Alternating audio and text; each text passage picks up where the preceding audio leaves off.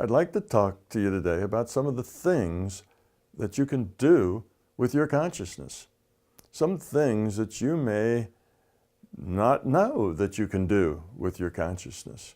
You see, in this virtual reality, we are actually co-creators of this reality.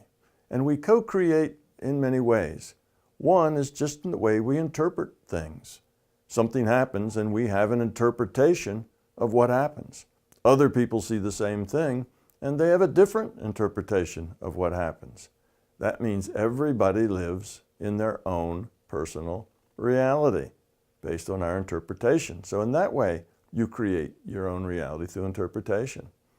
Another way you create your reality is by your interactions. For example, if you are a user of people, hard to get along with, mean-spirited, then what you create is a world where people will try to avoid you, where you won't be liked, you won't be invited, and you won't be welcome because you're not a nice person. And you create this reaction to yourself because of your choices, your actions. So that's another way you create your reality. And a third way you create your reality is the way this virtual reality works is that your intent modifies future probability. So what is likely to happen in the future, your intent can make it more likely or less likely. You have that ability to modify future probability. Now, one of the ways that this happens, all of us have heard of it, is called the placebo effect. If you tell somebody that they're taking a wonderful new medicine that will fix what's wrong with them, just by doing that and nothing else, just by telling them that and giving them a salt pill or a sugar pill or something that has no medicine in it whatsoever, will make a difference in their health. And many studies have looked at this. And if there's a control group in which you just didn't tell them anything, you just gave them a pill and said, yeah, go swallow this and see what happens. You know, if that is the control group, then the people who have a very positive attitude, their health will be better than the control group. You see, it's called the placebo effect. You can look it up. It's a real effect. It's not just that those people who had the positive outlook think they're healthier and really aren't. They really are healthier. You see, it's a real thing. That's because that positive intent toward better health actually helps move the probability for better health a little higher and the probability for poor health a little lower. That's us modifying future probability. Now you can use your mind with this intent to change health or most anything else that's probable.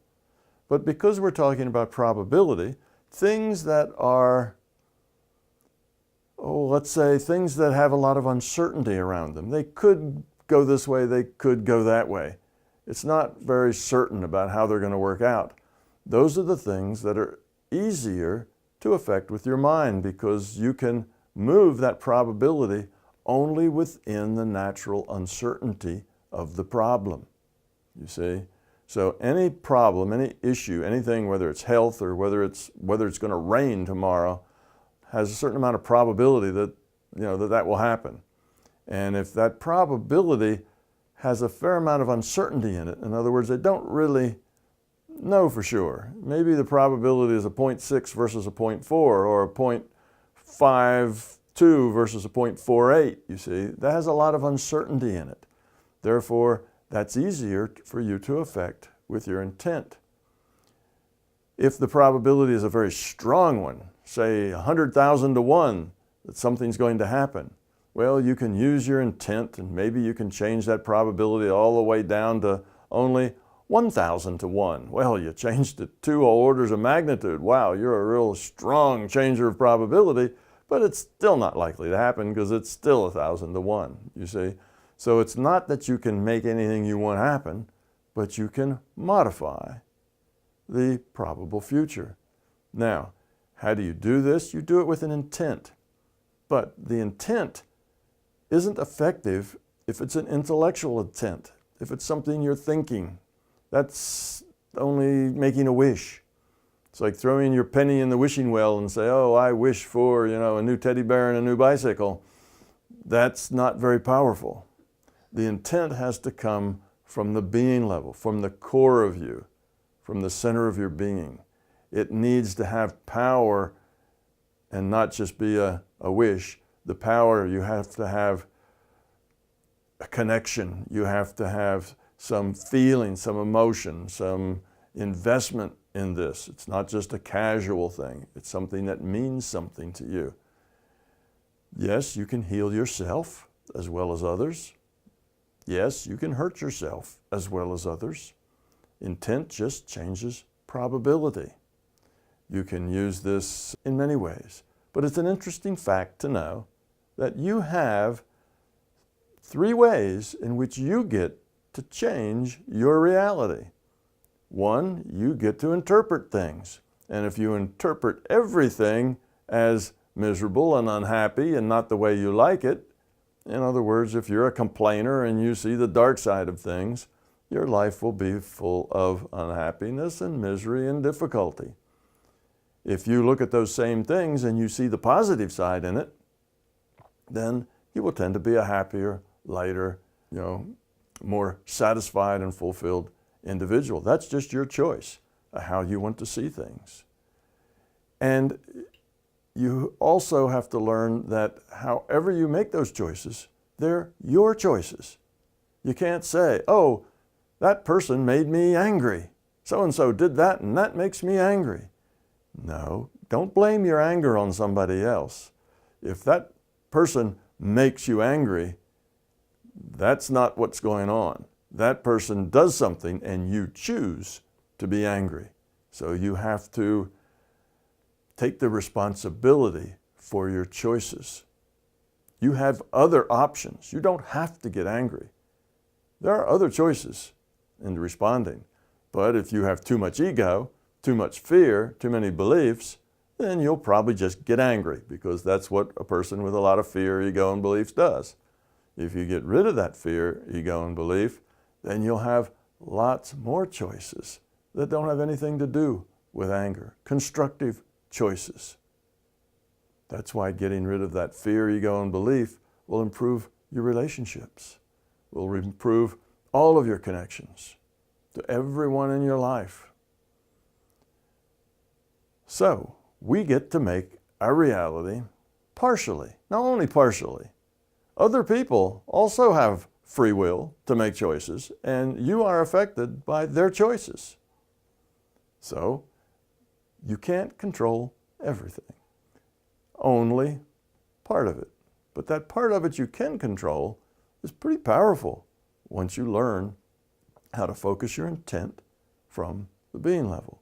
Empty your mind, get rid of all the noise in your consciousness. Usually meditation is the way you do that. And have a clean, clear, powerful focus. Now there's other things that you cannot overcome, as well as other people's choices. You can't force other people to have different choices. And you can't force the rule set to be different than it is. So if a rock is rolling downhill, you can't just use your intent and say, stop rock, roll uphill. I want you to roll uphill. That won't work, you see, because now you're trying to kind of change the rules under which the virtual reality works. Gravity is part of the virtual reality rule set, and rocks roll downhill when they roll on their own. They roll downhill, not uphill. So you can't change the rule set. You can't change, the way things are going to happen that way, but you can change an awful lot just by growing up, getting rid of your fear, getting rid of your ego, developing your being level, developing your love and caring, and applying that to be helpful and cooperative with others. And your whole life will change and become a very positive, very happy, very fulfilling life. So the bottom line here is you do have some control over the reality you live in. And the biggest contribution you can make to this reality that you live in is to change yourself. If you want to know how to save the world from all of the greed and nastiness in the world, the biggest thing you can do, the most important and significant thing you can do, is to change yourself. Grow up. Get rid of your fear, ego, and belief, and that will maximize your contribution to this world. Because by you doing that, you will help lots of other people with who you have contact do the same thing. As an example, and because we are all netted, this consciousness is netted, every consciousness is in the net. What we do and how we think affects other people.